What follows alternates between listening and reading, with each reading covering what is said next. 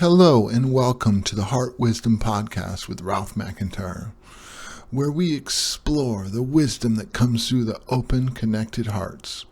This is episode 6. Well, we're going to check out the dictionary, the Webster Dictionary, and get some definition of some words. But this is a particularly special edition of the dictionary we're going to jump into today.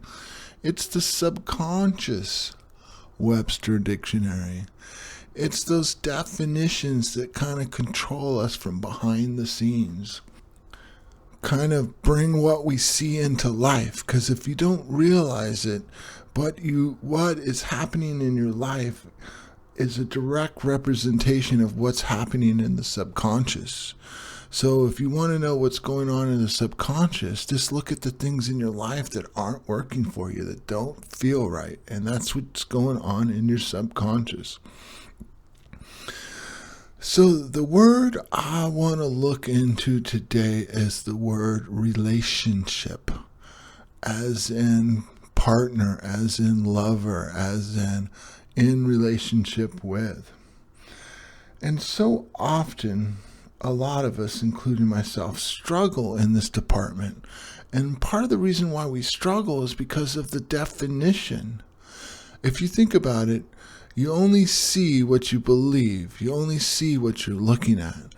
So if you have a definition of relationship that's coming from the subconscious, which pretty much all of us do, when you're thinking about relationship, when you're looking for relationships, when you see who people that are exciting or attractive, this is the definition that's controlling it all. So I want to do a little experiment with you to kind of get us started on this subject. So here's the deal. Think of the word relationship and think about what it means. And particularly think about all the things that kind of like are negative about it. Oh, relationships are controlling. I lose myself. I don't have the ability to do what I want. All these things are the definitions that are coming out of your subconscious. And here's the trick. Until you work on those definitions, until you work on changing those definitions, that's the kind of relationship you bring in. Oh, I don't get my needs met in relationship. The person's always trying to control me. All these different things. And then pretty much, lo and behold, the people you're attracted to fit those definitions to a T. And that's the problem, is that we think we're at free choice. We think we're following our heart and making sound decisions on what we bring into our life. And it's not that we're not, but there's this whole other realm that's at fact. And it's really interesting. So if you just take a moment and just like think of, when you think of relationship, when you think of lover, when you think of men, or when you think of women, what is the story that you tell yourself about it? And the question is it really true? Oh, there's not anyone that can actually meet me. Oh, they can't see me. They're not doing their work. Oh, they're so lost in their own head. All these definitions are coming out of that Webster subconscious version of the dictionary.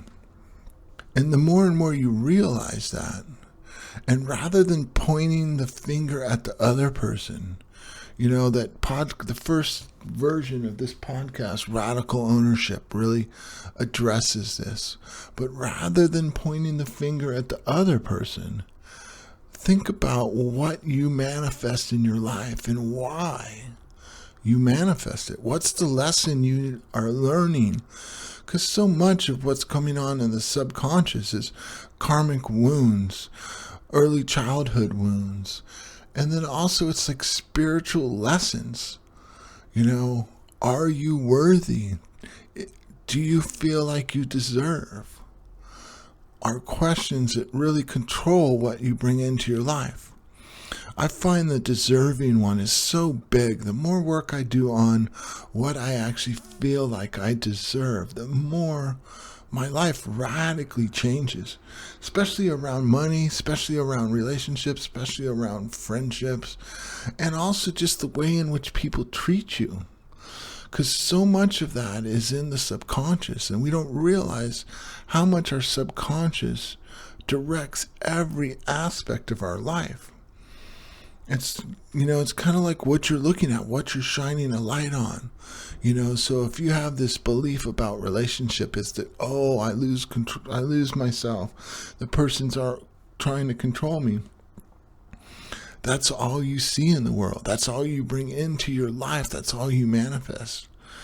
So doing the subconscious work is really, really, really important here.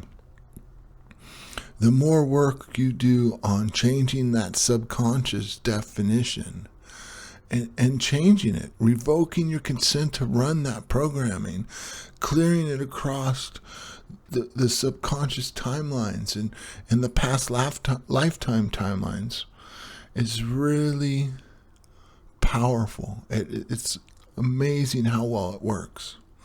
So one of the things I like to do is, what is keeping me from feeling like I deserve a fulfilling relationship? I clear and transmute it across all time, space, dimensions, and realities. So the first part of that, you're asking the subconscious a question, and you're not really trying to get an answer. What is keeping me? It's like you're pointing at this part of the subconscious.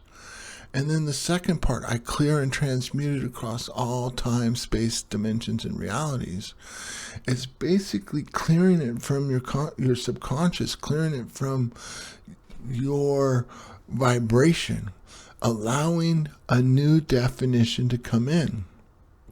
So if you're struggling in relationship, if you're having a hard time finding the right kind of relationship, don't look to the other people. Don't look out at the world and say, oh, there's just no one that can meet me. Oh, this person is just not there. They're not spiritually awakened enough or whatever.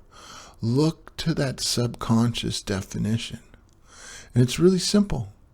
Think about relationship. Think about all the negative versions that come up when you use that word. Lover. Think about all the wounds that your past lovers have inflicted on you. Because remember, your past lovers were a direct representation of the magnetic pull of that definition in your subconscious version of the Webster Dictionary. That's where they all came from. The other thing I want to talk about in this podcast, it's a slight variation. It's kind of going off subject a little bit, but not really. And that is the concept of choosing those that which are safe. Choosing the relationships that are safe. It's like, what I mean by this is when you get into a relationship with someone who's really not right for you, and right, I want to put quotation marks around the word right, but it's like they really can't match you. They're not really going to fulfill all of those levels. There's a safety in there, because when you're in relationship where someone matches you, where someone captures your heart and you're all in and you're like powerless and hopeless because this person is like, wow, I can't weasel out of this. I can't make an excuse. I can't point to something that's like, oh yeah, they just weren't capable of meeting me in this realm. And so much of this is another way in which that subconscious definitions manifest in your life. And it's weird because you think that the subconscious and the ego wants to get you what you want, but it wants to keep you safe. And so often when we have any karmic or past life wounds around relationship, we do all sorts of things to revalidate those beliefs, because that's something we survive. That's something we can feel is safe. But to have someone that truly meets us, that can truly match us, can truly bring the best of us out, that's super scary to the ego. That's super scary to the subconscious, because a lot of us haven't really ever had that and don't even know if that exists. And that is, again, another subconscious belief. It's like there's so many people, so many variations of people on the world. And also, it's like the subconscious pattern will almost blind you to the part of the person that actually fits you, because you're going to plug them into that definition. It doesn't matter if that's not them. You're just going to see that in them. You're going to see that as the way they act. So in relationship, any kind of relationship, so much of the work to be done is in the subconscious. That's where the real fruit of your labor will be seen. If you try to go out into the world and be like, oh, I'm going to stop making these choices. Oh, I'm, all these other things out in the world. Or if you point at the other person, you're kind of really avoiding where the real problem is. So my recommendation is take a lot of what I said in episode 1 about radical ownership. Everything that you bring into your life is your manifestation. Don't blame it on the other person. Bring it in. It's like, this is me. Why am I getting them to enact this for me? On some levels, there's that Hawaiian thing. I don't know the name of it, but it's like forgiving the person for your need to manifest them to play out this subconscious story. Because so often it's not them. And it's funny because it's like on some levels, the same people that you brought in on the subconscious story that you plaster with this definition, you kind of obfuscate who they really are with this definition. The more you let go of the definition, the more you change that definition. So it's like if you paint them with one definition, you can just as easy paint them with another. It's like if you look for the one definition that's no longer serving you, that's all you see. But the minute you start looking with a newer definition, and a lot of times it's such the opposite. Oh, relationships, they always try to control me. Oh, relationships, they always try to set me free. They help me be the best me possible rather than keep me from being myself. They help me on my path rather than keep me from my path. And the more you look for the new definition, often you'll find you'll see it in the very person that's sitting in front of you, or the very people that are in your life. Oh, he won't work. Oh, she won't work. She's just not evolved enough for me. That's that subconscious definition and act. Because quite often, we're a mixed bag. We're all a mixed bag. If you look at one direction, look a particular way. But if you look at another direction, we look at a particular way. So the trick is, just in recap, focus on working on the subconscious definitions. My recommendation is to sit down with a piece of paper and think of the word relationship and write down all of the definitions you have on that subconscious dictionary. And if you're having a trouble with it, just start with writing all the things that you didn't like about your previous relationships.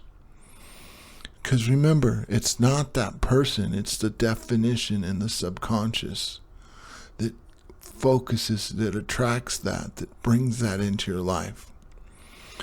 And then once you do that, that's when you can start working on clearing that. Use that I clear it across all time, space, dimensions, and reality. Also, I like the revoking my consent to run that programming.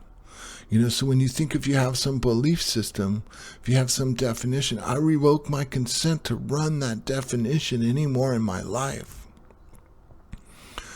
I want to bring in the opposite. Relationships set me free. Relationships help me be the best. Remember, this podcast is about opening your heart connecting to another, allowing that powerful wisdom to come through. Two connected and open hearts. So the more you take radical ownership, the more you look at that subconscious dictionary and work on the definitions, the more you're going to get what you're looking for, that fulfilling, deep, heart-connected, soul-awakening, passion-filled relationship that so many of us think. All right, thank you so much for listening to this podcast. I hope you enjoyed it. I'm trying to do it weekly, although I'm not always as consistent. Anyways, I hope you have a spectacular evening.